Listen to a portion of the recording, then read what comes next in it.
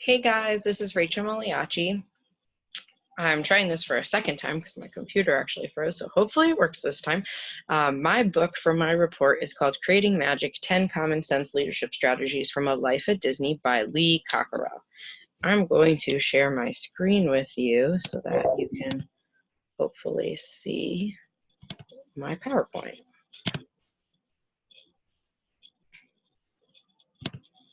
Okay, so here we go. Again, so my book is Creating Magic, 10 Common Sense Leadership Strategies from a Life at Disney by Lee Cockerell. It was originally copyrighted in 2008. Lee actually wrote it after his 10 years at Disney as the VP of Operations. So, again, about the author, Lee Cockerell, former Executive Vice President of Operations at Walt Disney World.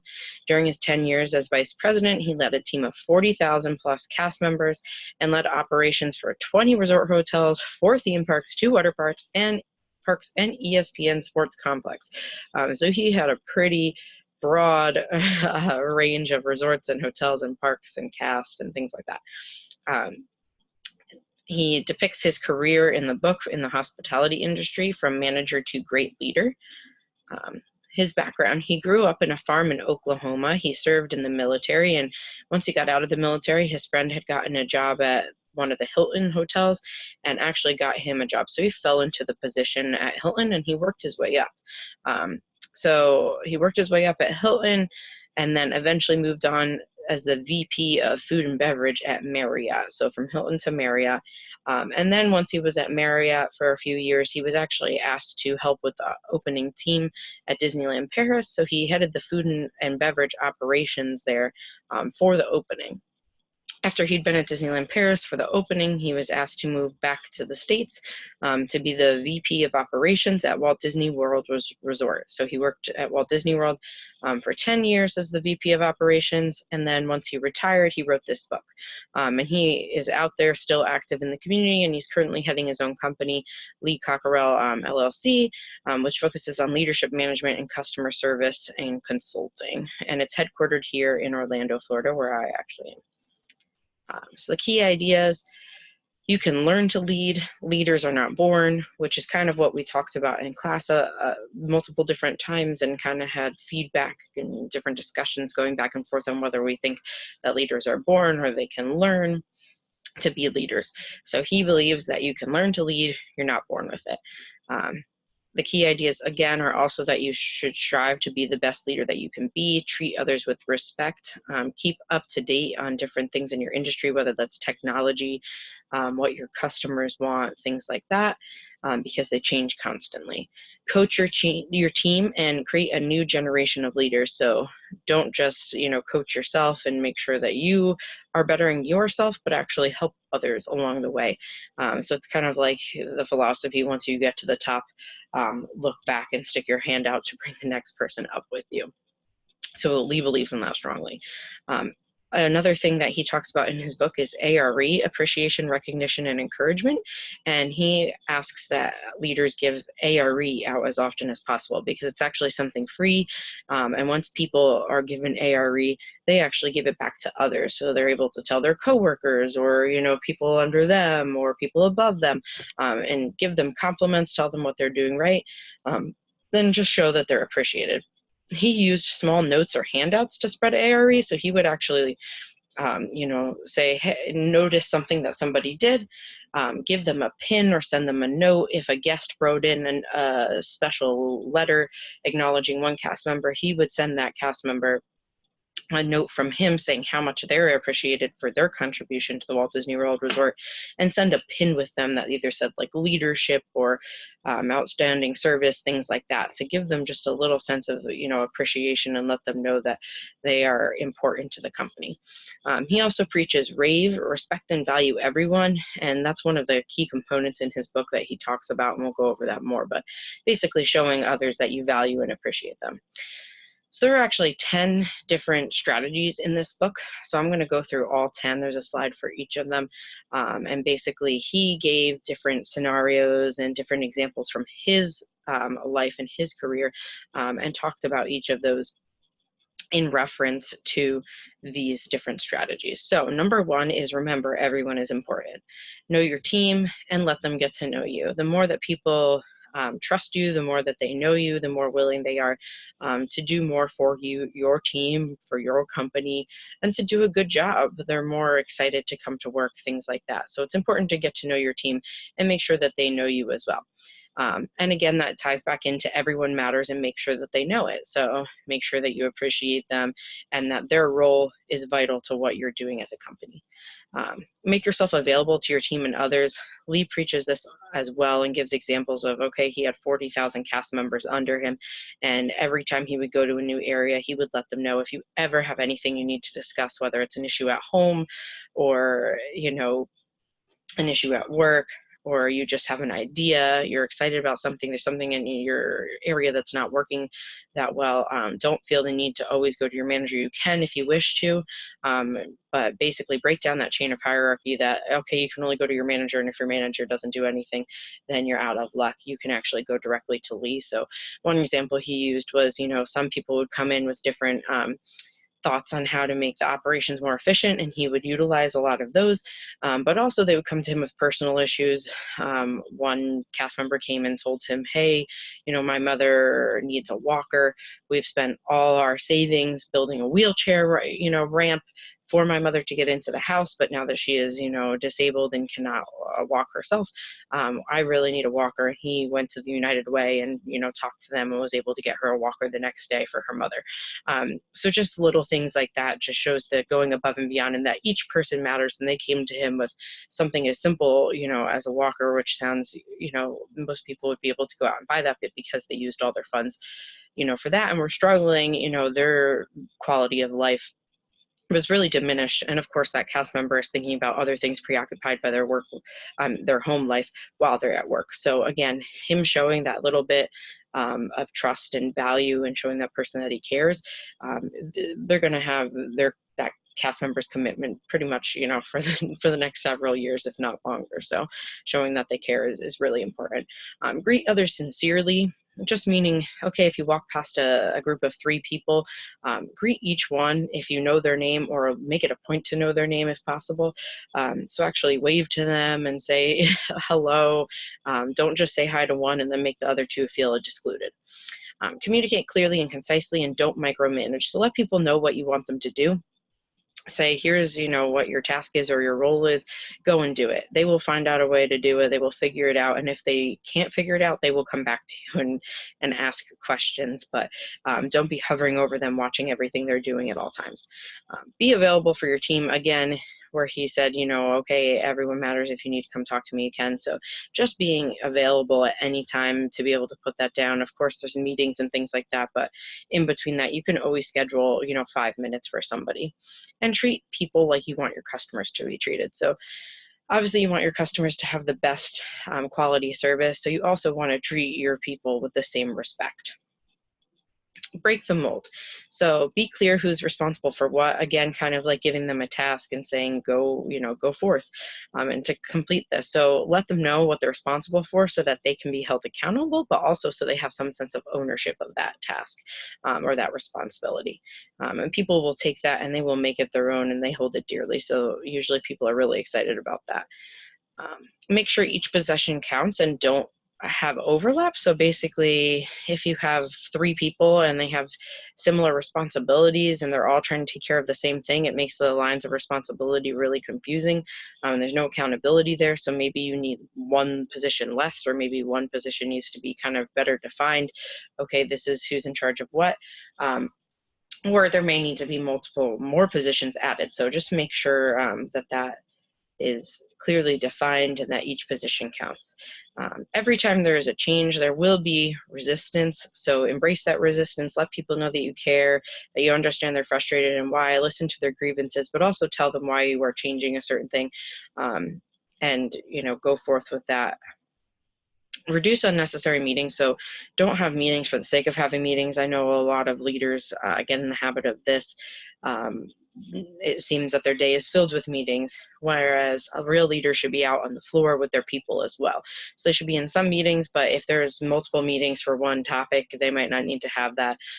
Maybe you meet together once a month to discuss that instead of every week or things like that.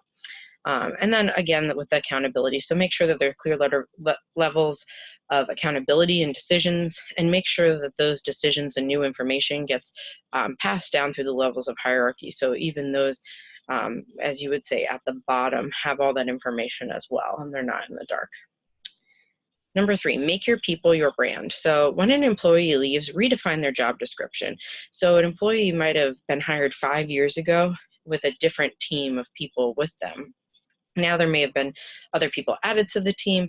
So with those new people, you need to make sure that the new person is a good fit. Maybe, you know, some people are better at other things, so they took on some of those responsibilities, and the new person doesn't need as many that were in the previous job description. Whatever it is, just make sure the job description is up to date, accurate, and redefined. And also within that job description and within the interview, describe all aspects of the job. So don't leave things out. For example, my previous company would always say, oh, we don't tell people during the interview that we do this kind of work. We just let them think we do this other kind of work that we used to do because they're more excited about that kind of work. However, then when the employees were hired, they were unhappy with the work that the company was doing because they were not told. They were actually told something different. So that did not make them very happy, and they were actually already unhappy from the get-go. So you want to let people know what they're in for and what is actually expected of them. Don't settle for a clone. Meaning, don't try to find an exact replica or a twin with the same personality, the same background, and things like that. Find somebody that is a good fit for your team based on your team now. So don't, you know, find it based on the team from 5 years ago, because it might have changed during that time. So settle for somebody that, again, is a good fit now. Involve the team in the hiring process, meaning all of the team, if you can. Don't just leave it to managers to make sure that they are picking the right people. So a lot of times people on different levels have different thoughts and input, and if they're included in the hiring process, they take that very seriously, and they actually are able to ask some questions that management or, you know, leadership levels might not have in the back of their mind to be asking during the interview. So a lot of times it actually helps to find a better candidate. Again, select by talent and personality and fit with the team, not just a resume. So while a resume may look good, that might not be what you actually need for the team. So make sure that that is, you know, noted and looked at. Also, don't settle for the best available person. So if you've been looking for somebody for 2 weeks and you have a pool of 10 people, but you say, hey, this is still not what we're looking for, don't just settle and hire somebody really quickly just because you need someone. Maybe you need to wait another month until there's going to be another pool of people to hire from, but don't hire just to hire because you're not going to get the best fit for your team. Also, don't be afraid to hire individuals that are smarter or more experienced than you, that have more education. Those actually help you to be a better leader as well. So you're going to want to pick people that are going to make you a better leader as well as better for your team. So if somebody is more experienced than you, don't be, you know, intimidated by that. Check out candidates at their current job. What Lee would actually do is go to others, employees' current jobs. So if they had somebody in for an interview, they said, hey, he seems like a great fit.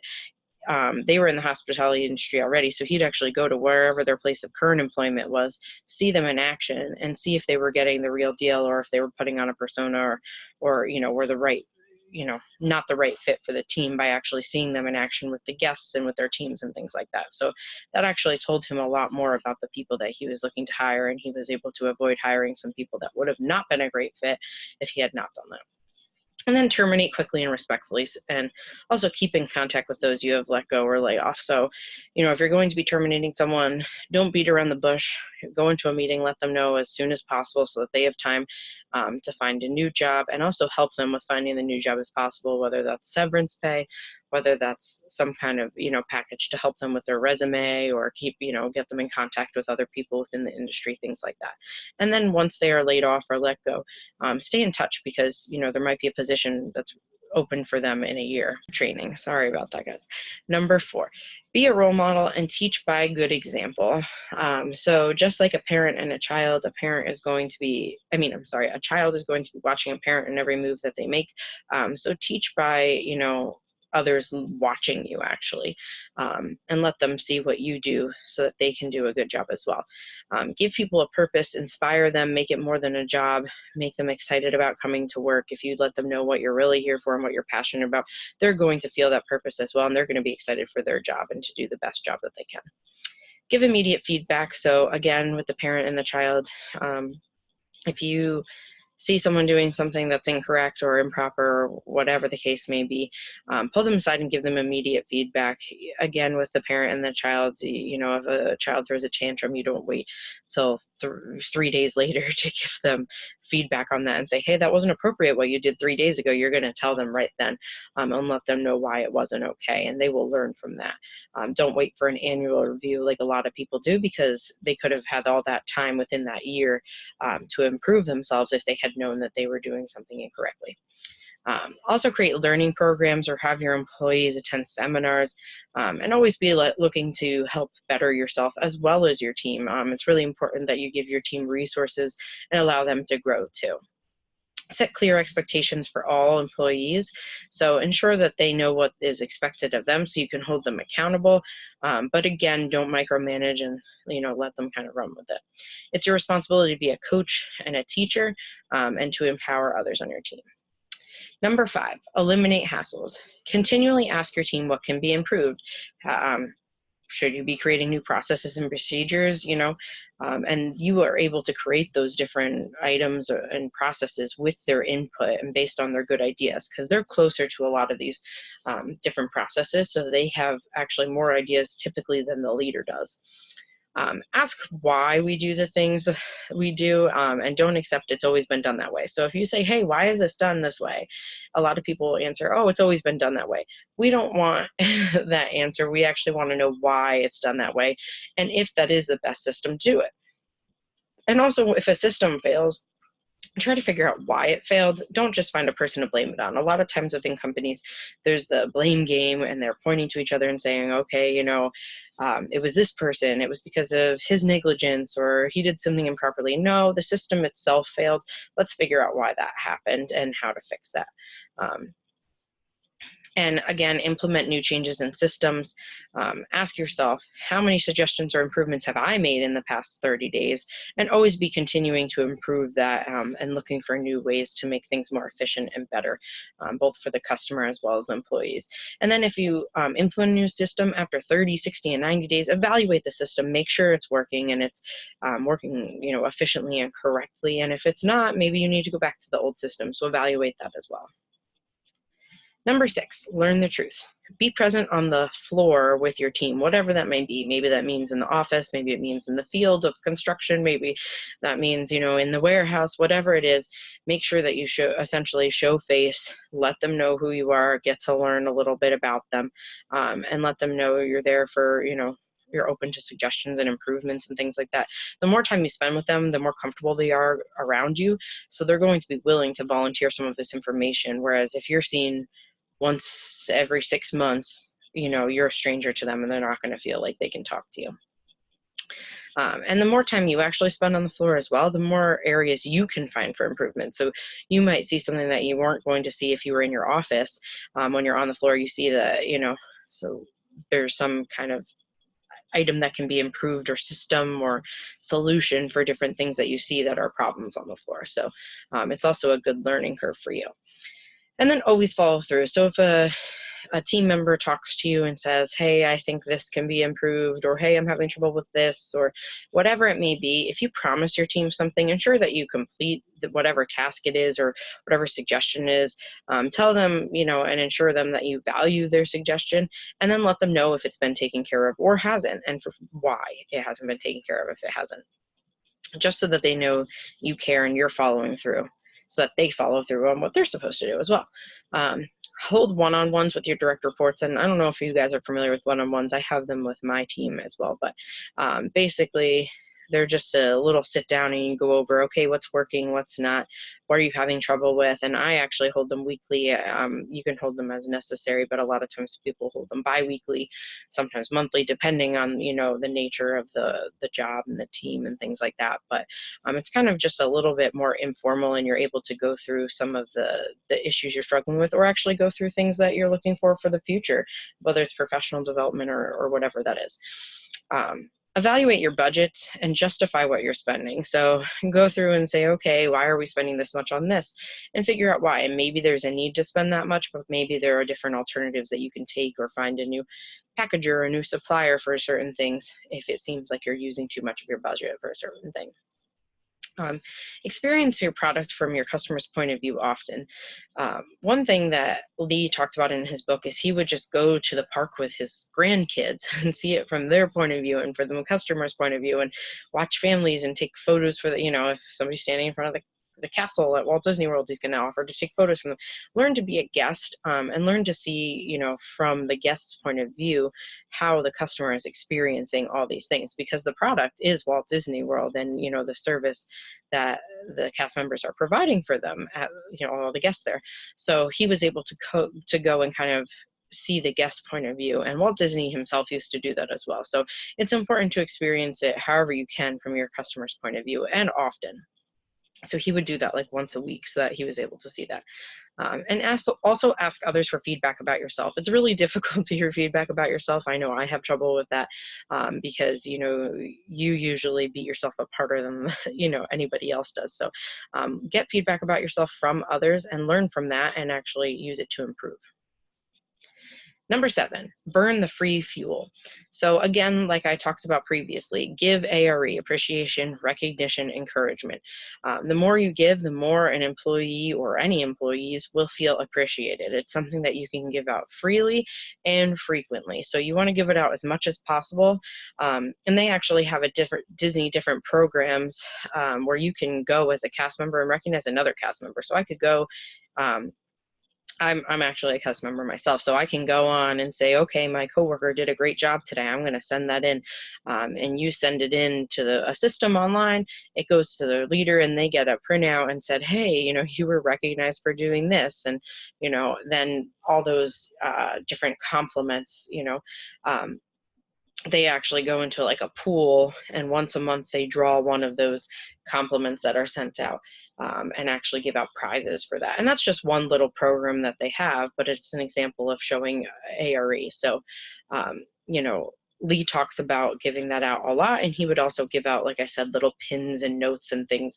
And people, you know, it would surprise you how much people enjoy being recognized and appreciated, because he would go to a restaurant, say, and he had been there years before and sent a note back to the server saying how much he appreciated, you know, the experience and the service and things like that. And he came back to that same restaurant again years later, and the server took out the note from his wallet. He had been carrying it around with him all that time, because it meant so much to him to get that little piece of recognition from a leader. So it just goes to show you how important it is and how valued it is. Know your employees by name and address them. So whenever possible, if you have a smaller team, obviously you should know their names, but get to know their background, get to know more about them, and as many as you can that you can know the names of and address them, the more appreciated they will feel. And also catch them when they're doing something well. So a lot of times you are, you know, if you're an employee, you're caught when you're doing something you're not supposed to be doing, or you're doing it incorrectly, or there could be a better way to do it. And often you're only told when you're doing things wrong. It's important to catch them and let them know that they're doing something well, and also include their families in that. So for instance, Lee talked about one large project he did with his team, and one particular member of the team had to work extra long hours for a couple months, and he actually sent a letter home to the family, to the wife and the kids of that employee, and said, you know, I know your father has been having to make sacrifices, he hasn't been home as much, but I just want to let you know that he's doing a great job at work and we really appreciate him, and here is a a gift certificate. It's a Cold Stone Creamery to take your dad out to ice cream for such a good job. And that meant so much. You know, it was a $15 gift certificate or something, you know, small, but to that family to know that their dad was appreciated, and they didn't, you know, mind as much then that dad had been gone, because look how great, you know, he did at work. So they feel like they're included and are part of it, because those people that are with him every day make him into the person he is, and also affect his work-life balance and his relationships at work. So it's very important to keep those you know, kind of intertwined and together and happy and harmonious if you can. So include them. If you're having a recognition event for employees, involve their family, invite them. It'll mean the world to them that they're there. And then also spend time with your employees. So if you're invited to their parties or gatherings, attend them. Try your best to be there if at all possible. And if there's company events, show face, be there, be present, and you know, people will get to know you. You'll be able to bond more. It's always a good thing. Number 8, stay ahead of the pack. Stay up to date on the latest technology, news, innovations, etc.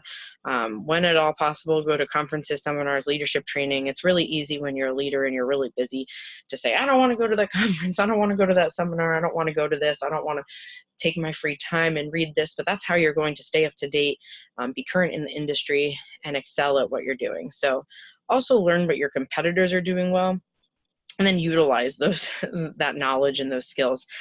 So go to those different places that are, you know, where your competitors are, and figure out what they're doing well, and try to utilize that. Also understand what your customers need. Again, their wants and needs are changing pretty rapidly. So, you know, what the user at Walt Disney World was 10 years ago versus today is vastly different. So get to know them and figure out what you need to change to be up to date with that. And then also ask employees what the company can improve upon, because they have a lot of insight from direct feedback from customers, as well as just their time in the field. Number 9, be careful what you say and do. So demonstrate enthusiasm for your role and your company. So basically show that you are a positive person, even when things frustrate you. You know, you can let it be known that you're frustrated a little bit, but pretty much show a happy face when you can. Admit that you make mistakes, that you have deficiencies or things to improve. No one likes it when, you know, people pretend that they're perfect when they're not. Showing that you have flaws actually makes people respect you more. Set the bar high for yourself and strive to do better always. So always be, again, keeping up to date with things and learning new techniques and trying to be a better leader. And note that you were always on stage. So they always say in the book, Lee always says, you know, when you get out of your car and you walk into your office, it's like you're on stage and the curtain has risen. And for the rest of the day, the curtain is up, and it only closes when you drive off the property later. So make sure that you know that you're on stage. Others are watching and learning from you. They're noting what you do. And make sure you put your best foot forward, act professionally. And again, try to, you know, make sure you put on a happy face, even when you're frustrated, because it's easy to let others know. It's easy for others to see you, and when you feel frustrated, they feel frustrated, or they're upset, or they think they did something wrong. So make sure you act professionally at all times, and also stay humble. So yes, you know, you may be the leader and you maybe have a higher title, but it doesn't mean that the people below you are indeed, you know, below you. Number 10, develop character. So this actually goes back to something we've discussed too. So living your morals and values, and teaching your values to your team, making sure that everyone's kind of on the same page with that they're embodying the values. And be respectful of others, even if you're coaching them. So never criticize someone in front of others. So again, we talked about the importance of giving immediate feedback, but you don't want to give immediate feedback. Sorry, guys. Immediate feedback to those right in front of a whole group of people. So if they did something wrong, don't, you know, yell at them or criticize them in front. Take them to the side, talk to them about it. Also respect differences. A diverse workplace is somewhere that's more creative. You have people from different backgrounds, different ethnicities, things like that. So respect the differences of people. Again, it's hard to understand when people have the differences, and it's easy to point out, I should say, but just note that those differences actually make the team stronger. And then teach and model a work-life balance. So make sure that you have a work-life balance, but also make sure people know